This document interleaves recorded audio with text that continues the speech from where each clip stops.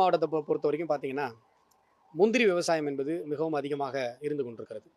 விவசாயிகளுக்கு முந்திரி விவசாயம் செய்கிற விவசாயிகளுக்கு முந்திரி பருப்புக்கு தான் விலை கிடைக்கும். முந்திரி பழத்திற்கு விலை கிடைக்காது. பெருவாரியா முந்திரி பழத்த என்ன பண்ணுவாங்க அப்படின்னா, அந்த அறுவடை காலத்தில அந்த வயலிலேயே அந்த மரங்களுக்கு வயல்லேயே கொட்டிட்டு வந்துருவாங்க. சின்ன சின்ன இடங்கள்ல மட்டும் அது விற்பனை ஆகும். பன்றிகளுக்கு உணவா போடுவாங்க. இந்த மாதிரி முழுமையாக அந்த முந்திரி பழம் என்பது பயன்படுத்தப்படாமல் விலை கிடைக்காத ஒரு பொருளாகவே இருந்து கொண்டிருக்கிறது. இப்பொழுது மோடிஜி தலைமையிலான மத்திய அரசாங்கம் முழுமையாக பயோ எத்தனாலுக்கு மாறுகிற ஒரு முயற்சியை எடுத்துக் கொண்டிருக்கிறது. மாண்புமிகு மத்திய அமைச்சர் நிதின் கட்கரி அவர்கள் பல இடங்களிலும் அது குறித்து பேசிக் கொண்டிருக்கிறார்.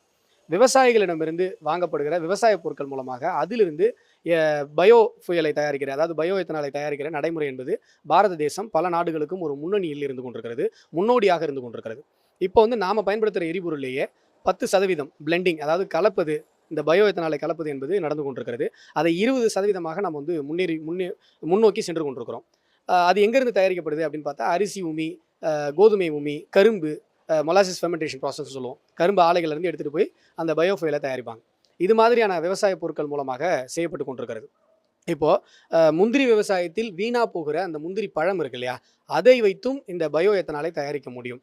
அது குறித்து மாண்புமிகு மத்திய அமைச்சர் நிதின் கட்கரி அவர்களை நேற்று நான் சந்தித்து இந்த விஷயத்தை வந்து நாம் முன்னெடுக்க வேண்டும். கடலூர் மாவட்டத்தில் ஒரு பயோ ஃபியூயல் இண்டஸ்ட்ரி, பயோ எத்தனாலை தயாரிக்கிற அந்த தொழிற்சாலையை நிறுவ வேண்டும். அப்படி நிறுவனம் அப்படின்னு சொன்னால், முந்திரி பருப்பிற்கு எப்படி விலை கிடைக்கிறதோ அதே மாதிரி முந்திரி பழத்திற்கும் விலை கிடைக்கும். அங்கே இருக்கிற விவசாயிகளுக்கு ஒரு இரட்டிப்பு லாபம் என்பது கிடைக்கும்.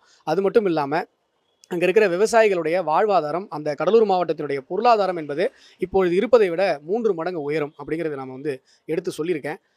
மாண்புமிகு மத்திய அமைச்சர் நிதின் கட்கரி அவர்கள் இந்த யோசனையை ஏற்றுக்கொண்டு இதை நம்ம வந்து செய்வோம் அப்படிங்கிற ஒரு உறுதியை அளித்திருக்கிறார்கள். அதனால் இந்த விஷயம் முன்னெடுக்கப்படுகிற பட்சத்தில் அங்கே வந்து முந்திரி பழத்தை எடுத்துக்கொண்டு அதன் மூலமாக பயோ எத்தனாலை தயாரிக்கிற தொழிற்சாலை வருகிற பட்சத்தில் அங்கே இருக்கிற விவசாயிகளுக்கு இது ஒரு மிகப்பெரிய ஒரு வாழ்வாதாரம் சார்ந்த ஒரு விஷயமாக, அவர்களது பொருளாதாரத்தை உயர்த்துகிற ஒரு விஷயமாக மாறும். அது மட்டும் இல்லாமல் நம்ம வந்து பெட்ரோல் டீசல் சம்மந்தப்பட்ட விஷயங்களில் நம்ம முழுமையாக இறக்குமதியையே நம்ம சார்ந்திருக்கிறோம். நம்முடைய நாடு முழுமையாக வெளிநாடுகளிலிருந்து வாங்குகிற கச்சா எண்ணெயை வைத்து தான் நம்முடைய பெட்ரோல் டீசல் தேவையை, எரிபொருள் தேவையை பூர்த்தி செய்து கொண்டிருக்கிறோம். இப்போ வந்து நம்முடைய மத்திய அமைச்சரவை, மத்திய அரசாங்கம், மோடிஜி அவர்கள், நிதின் கட்கரி அவர்கள் இவங்கெல்லாம் என்ன சொல்கிறாங்கன்னா, முழுமையாக விவசாயிகளே நமக்கு நாட்டிற்கு தேவையான எரிபொருளை, பயோ எத்தனாலை, பயோ புயலை உருவாக்கி கொடுக்க வேண்டும், அந்த சூழ்நிலை வர வேண்டும் அப்படின்னு சொல்லியிருக்காங்க. மத்திய அமைச்சகம் என்ன செய்திருக்கிறது அப்படின்னு சொன்னால், கார் கம்பெனிகள்கிட்ட 100% பயோ எத்தனாலில் ஓடுகிற வாகனங்களை தயாரிக்க வேண்டும் என்று கோரிக்கை வைத்திருக்கிறது. அதற்குண்டான வேலைகளும் நடந்து கொண்டிருக்கிறது.